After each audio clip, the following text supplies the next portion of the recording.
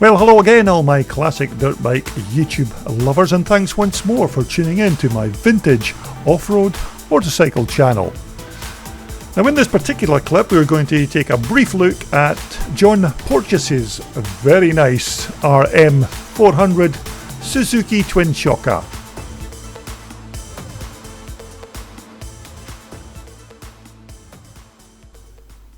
Now in this particular instance, this was one of those cases where it was just a quick smash and grab instance where you had to grab these pictures and video clips just before the bike was heading out to the racetrack. So I actually never even had time to ask John what particular year his RM Suzuki was, but I'm going to stick my neck out here and say it looks like a 1980 bike. But of course, if that's not the case, then I do stand waiting to be corrected on that particular point.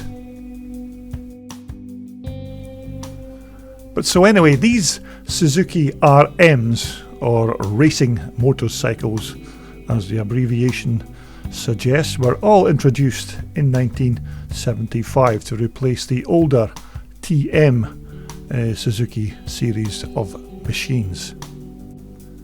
Now they were not the most potent bike on the racetrack at the time, but they were very decent little motocross machines. Now the engine of course was a single cylinder piston port 2-stroke with a 36mm Mikuni carburettor to feed that big 400cc engine with its fuel. Now the RM400 at the time put out about 43 horsepower, which wasn't too shabby for just a stock 400cc engine. Now the gearbox of course was a 5-speed unit with a wet multi-plate clutch connecting the motor to the transmission. Now the ignition of course was by Suzuki's own PEI electronic ignition system. Now riders who raced these bikes back in the day were not too impressed with the RM400 when it was launched, but it was still a decent little bike with a mellow power delivery, although anything above the mid-range setting, then this 400 motor was beginning to struggle for grunt. Now the gearbox was also smooth, and it was a far easier bike to dance up and down the gears on than some of the bigger open class machines. Now the original forks would have been 38mm Kayabas, and these were softly sprung and gave the rider sure-footed handling and provided decent feedback to the pilot when he was making those tight turns. But of course that was one of the things that this particular bike was famous for back in the day, was its very decent front and rear suspension. Now originally these RM Suzukis would have been fitted with a pair of Kayaba rear shocks, but now of course you can fit all manner of rear shocks to these Suzukis. It's all really a matter of what your budget is at the time. Although in our case John has fitted a pair of these very high quality works performance shocks to his particular machine. But of course the sky's the limit when it comes to fitting shocks. It's just really what you can afford at the time.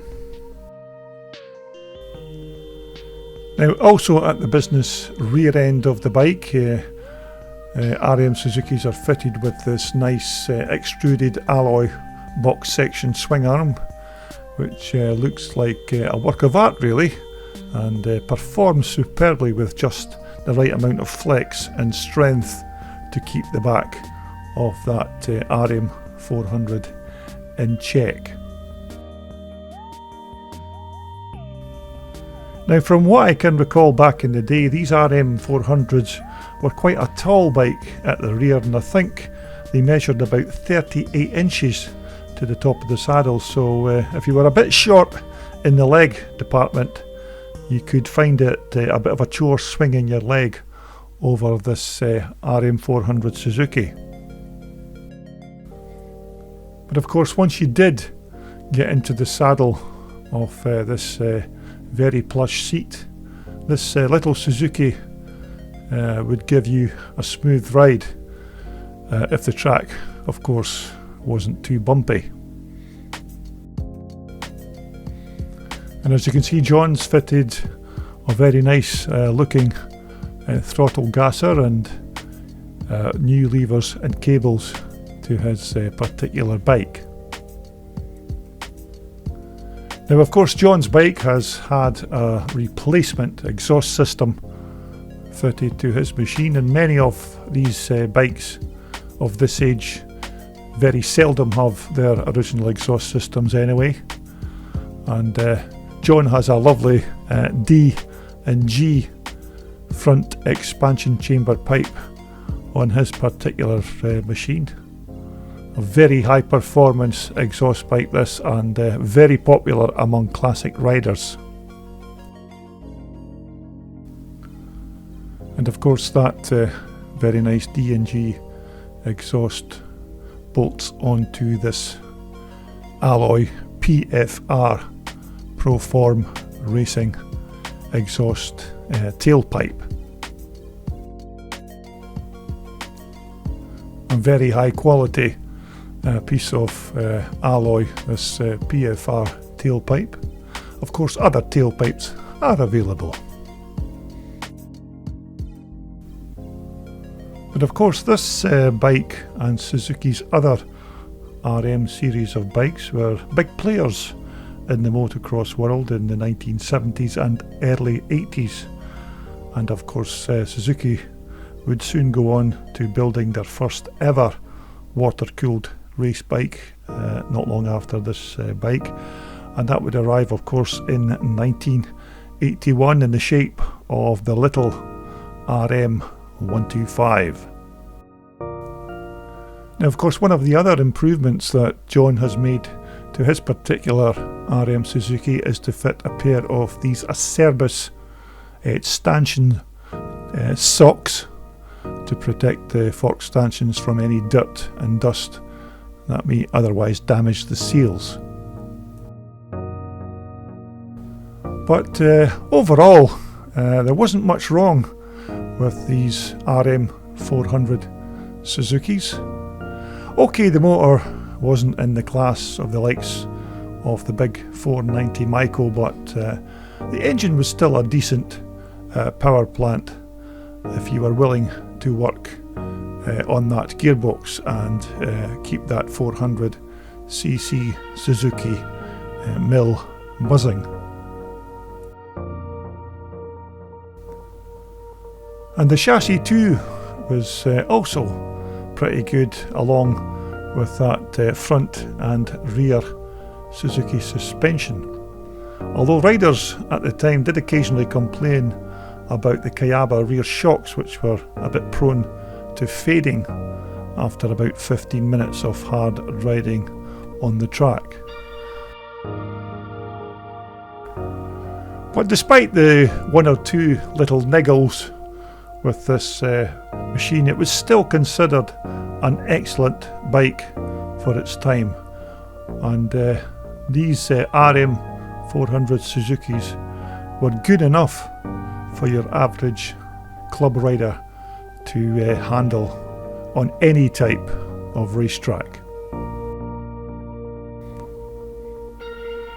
But overall, this lovely 400 RM Suzuki was a decent package to have as a race bike back in the day, and the bikes performed very well if you looked after them. And this particular example of John's is a very nice looking machine from that era.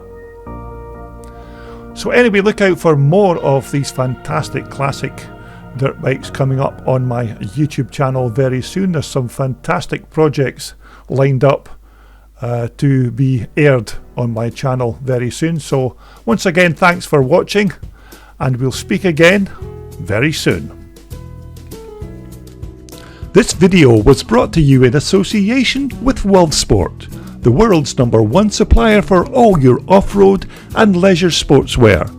Just visit their online website for more details.